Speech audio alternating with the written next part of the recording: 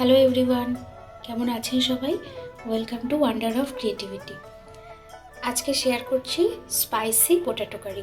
খুব সিম্পল আর ইজি রান্নাটা। রুটি, লুচি, পরোটার সাথে খেতে এই তরকারিটা খুব ভালো লাগে। তেল গরম হলে ফোড়নে দিচ্ছি শুকনো লঙ্কা, একটা এলাচ, একটা লবঙ্গ। ডুমো ডুমো করে কেটে রাখা আলুগুলো দিয়ে দিচ্ছি। লাল করে আলুটা ভেজে নিচ্ছি। দিয়ে দিচ্ছি নুন। নুনটা একবারেই দিলাম। আর দিয়ে দিচ্ছি টমেটো কুচি। টমেটোটা লম্বা করে কেটে নিয়েছি।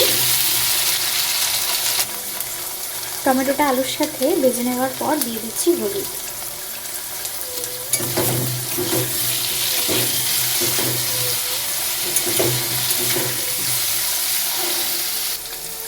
দিয়ে দিচ্ছি 1 চামচ আদা কাঁচা লঙ্কা বাটা।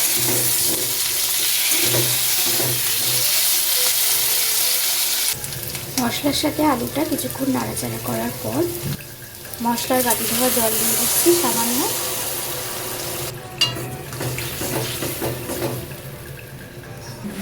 বাটির মধ্যে সামান্য জল দিয়ে দিয়েছি। দিচ্ছি 1/2 চামচেরও কম জিরের গুঁড়ো, শুকনো লঙ্কার গুঁড়ো, অল্প কাশ্মীরি রেড চিলি পাউডার আর অল্প গোলমরিচের গুঁড়ো। গুঁড়ো মশলাগুলো জলের মধ্যে একসাথে মিশিয়ে দিয়ে দিচ্ছি।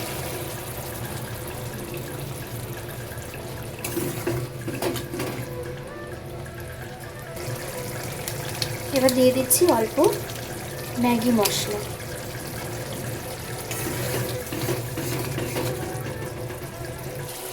দিচ্ছি সামান্য চিনি।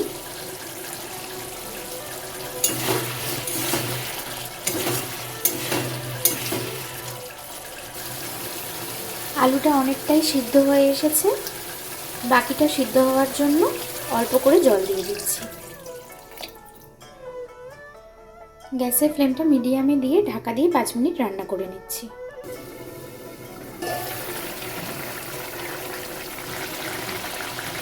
আলুটা সিদ্ধ হয়ে গেছে। নামানোর আগে দিয়ে দিচ্ছি 1/2 চামচ ঘি। আলুটা একটু ঘেটে দিচ্ছি আর একটু ধনেপাতা কুচি দিয়ে দিচ্ছি।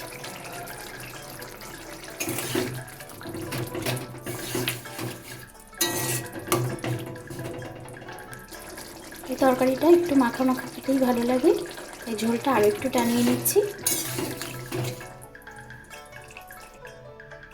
স্পাইসি পোট্যাটো কারি কেমন লাগলো জানাবেন। ভালো লাগলে একটা লাইক করে সবার সাথে শেয়ার করে দেবেন আর চ্যানেলটা সাবস্ক্রাইব করে দেবেন। সবাই ভালো থাকবেন, সুস্থ থাকবেন।